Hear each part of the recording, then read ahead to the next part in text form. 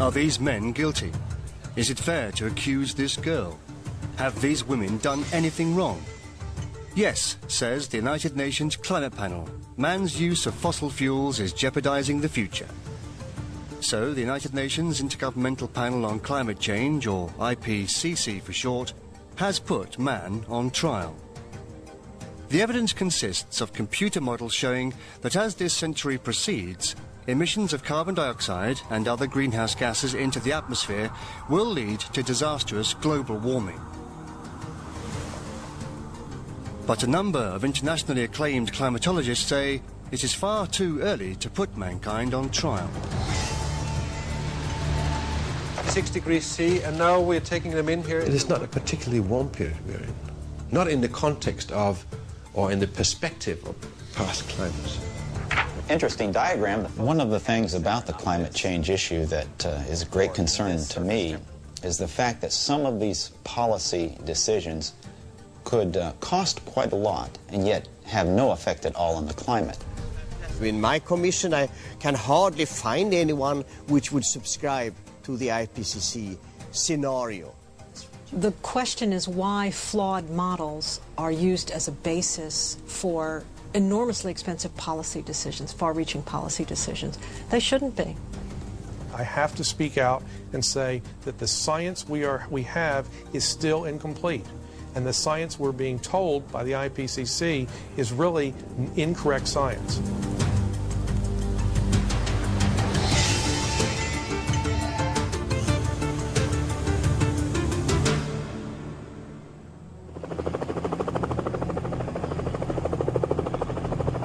The IPCC says that unless we reduce the rate of greenhouse gas emissions, the greenhouse effect will intensify and warm up our planet. Glaciers and polar ice caps will begin to melt. Rivers will burst their banks and sea levels will rise. The deserts will expand. If this United Nations Climate Panel scenario is correct, it will have wide-ranging consequences for people everywhere. But not all climatologists agree with these forecasts. Among those who don't is Dr. David Legates, who thinks more cautious forecasts have trouble making themselves heard. Somehow the IPCC has become a global warming Bible, if you will. You can't disagree with this global warming statement. And if you do, you're some sort of skeptic. They question your motives, they attack you personally, and so forth. Kyoto, Japan, 1997. Scientists and political leaders from all over the world met to debate the causes of global warming. Excellencies, honored guests, distinguished delegates, ladies and gentlemen, welcome to Kyoto, to the United Nations Framework Convention on Climate Change. The Kyoto meeting concluded that we must limit CO2 emissions to prevent disaster. The IPCC based its conclusions on computer models that attempt to predict what will happen if we double CO2 emissions. The worst-case scenario shows increases of up to 5.8 degrees centigrade.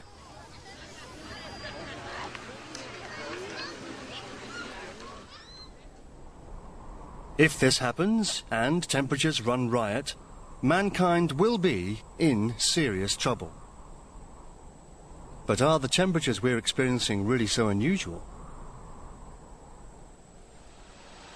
Glaciologist Jørn Peter Stephensen knows a bit about that. He's looking for clues about the climate in the past in ice core samples from Greenland. This ice is from the Viking Age, around the year 1000, also called the medieval warm period. We believe that in Greenland, the medieval warm period was about 1.5 degrees warmer on average than today.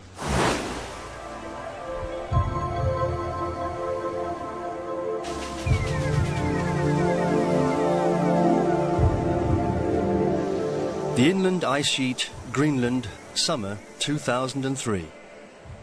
Nordgrip, the Greenland Ice Core project, is being reopened to drill the last few meters through the ice sheet to the rock beneath the research station. The ice core, over 3 kilometers in length, has been hauled up to the surface piece by piece and contains important data on the history of the climate of the Earth.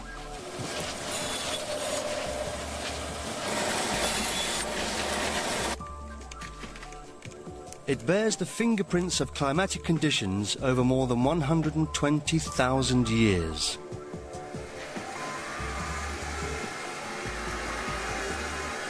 When we remove or drill the ice core, we leave a hole, and we insert a thermometer in the hole. We are able to map out the temperature through the 3-kilometer ice sheet. Now that temperature, if we do it precisely enough, a thousandth of a degree accuracy, then the ice has not forgotten how cold or warm it was on the surface at the time the snow fell. So, using those temperatures, we have been able to reconstruct the temperatures of the last 10,000 years. The temperature data from the ice sheet reveal long periods with much higher temperatures than those we experience today. They tell a fascinating tale of natural temperature fluctuations in the northern hemisphere, from times when man had no influence on the climate whatsoever. Now, as we approach our time, we can see that in the period between 4,000 years ago and back to the period 2,000 years ago, which is actually the Roman age, the temperatures have been decreasing in Greenland by 2.5 degrees. Then the temperatures increased gradually up to a maximum point around the medieval warm period, we call it 1,000 years ago. And then temperatures declined and goes down to a minimum around 1650 AD, comes back up a little in the 18th century, and then around 1875 we have the lowest point in the last 8,000 years, right here, and that matches exactly the time when meteorological observations started.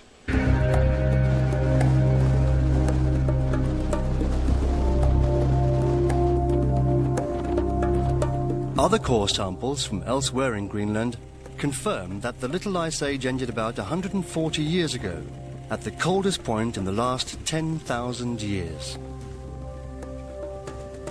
The natural, pronounced alternation of warm and cold periods back in time has also been confirmed elsewhere in the Northern Hemisphere.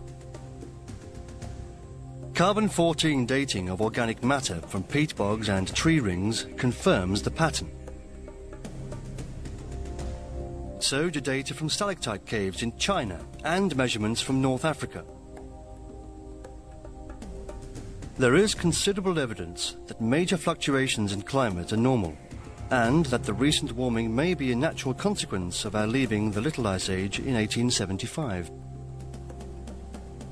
The problem is that and I agree completely that we have had a global temperature increase in the 20th century. Yes, but an increase from what? Probably an increase from the lowest point we've had for the last 10,000 years. And this means that it will be very hard indeed to prove whether the increase of temperature in the 20th century was man-made or it's a natural variation. That will be very hard because we made ourselves an extremely poor experiment. We started to observe meteorology at the coldest spot in the last 10,000 years. A warm period towards the early portion of the record. Our general perception of the climate in the last 1,000 years is that it was warmer in the Middle Ages than it is today, and that we emerged from the Little Ice Age about 140 years ago. But now the IPCC has mooted a new climate history graph. In it, the medieval warm period and the Little Ice Age have both vanished. The graph has been dubbed the hockey stick because only the lower end of the line points almost vertically upward, thus implying that the recent warming is unusual.